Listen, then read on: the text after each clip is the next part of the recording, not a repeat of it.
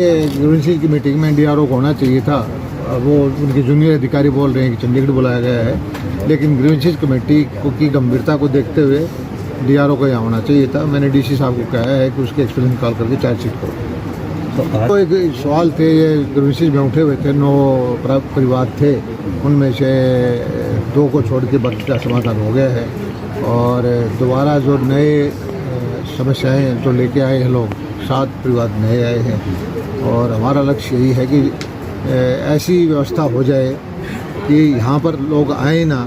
अगर हमारा प्रशासन लोगों के लिए अपने लेवल पर ही उनका समाधान करने लग जाए तो इस कमेटी में ज़्यादा लोगों को आने की जरूरत नहीं। सर, सुपर शक्कर मशीन की परचेज ऑर्डर हो चुके हैं और मैं उसको फॉलो कर रहा हूँ। पहला लोड जब भी डिलीवरी का होगा दादरी को मैं उसको दिलवाऊंगा। ये मिसलीडिंग स्टेटमेंट है। अब 2025 की कौन सा मुहूर्त बता रखा है? सरकार उनके पंजाब में है, पंजाब में नहर बननी है, पंजाब को पानी देना है, तो अभी से नहर बनाना शुरू कर दें तो भी आते आते 2025 तो फिर भी हो जाएगा। इलेक्शन से वोटों से क्यों जोड़ रहे हैं? एसवाईएल हमारे किसान की जीवन रेखा है। अगर उनकी नीयत साफ है तो नहर का काम शुरू कर दें। ऐसा तो कोई है नहीं कि हमारा चुनाव हो 2025 में वो खुदाई करेंगे। अभी कोई रुकावट नहीं है, उनकी सरकार है। हमारी तो उनसे यही प्रार्थना है कि अगर आपकी नीयत सही है तो नहर का काम शुरू कर दें। सरकार सारे बड़े गंभीर हैं।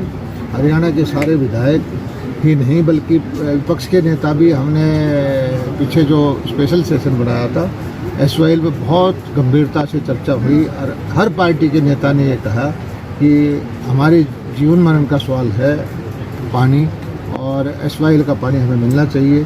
और कानूनी कार्रवाई जो हरियाणा सरकार को करनी है, सुप्रीम कोर्ट में कंटेम्प्ट ऑफ कोर्ट डाले या एग्जीक्यूशन डाले या जो भी कार्रवाई करे, वकीलों से सलाह करके हरियाणा इसमें कार्रवाई करे। सर देखिए, कालाबाजारी नहीं है। किसान के पास ऐसा कोई कानून नहीं है कि आप उसकी फसल को ज़बरदस्ती ले लें। अगर किसान अपनी फसल को घर में रखना चाहता है, उसको ये उम्मीद है कि उसका भाव एमएसपी से ऊपर बिकेगी बाद में, तो उसको रखने का अधिकार है।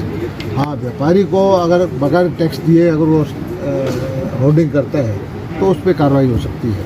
और हमारा ये दादरी, महेंद्रगढ़, नारनौल, भिवानी के क्षेत्र में तो वैसे ही 20-25% सरसों का एरिया बढ़ गया था। गेहूँ की फसल बोई भी कम गई थी।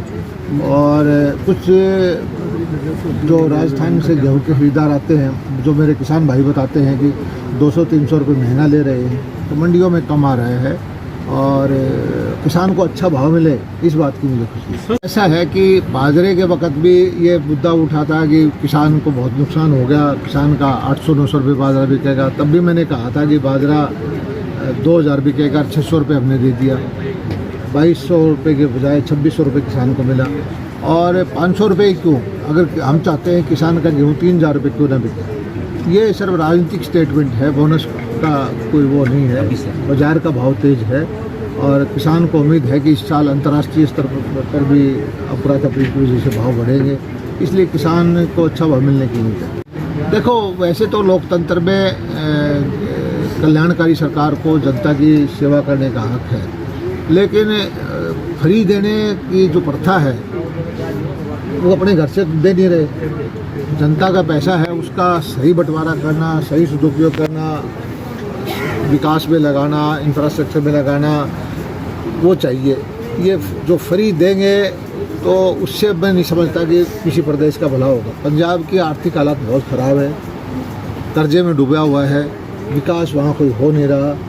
और ये नारा दे दे करके जो राजनीति कर रहे हैं, ये देश के हित में नहीं। हरियाणा कोविड के वक्त में बिजली की डिमांड सारे देश में कम थी और इस वक्त एकदम से स्पर्ट आया है डिमांड का। 30-40% एकदम से डिमांड बढ़ गई है और हरियाणा सरकार पूरी गंभीरता से इस विषय को लिए हुई है।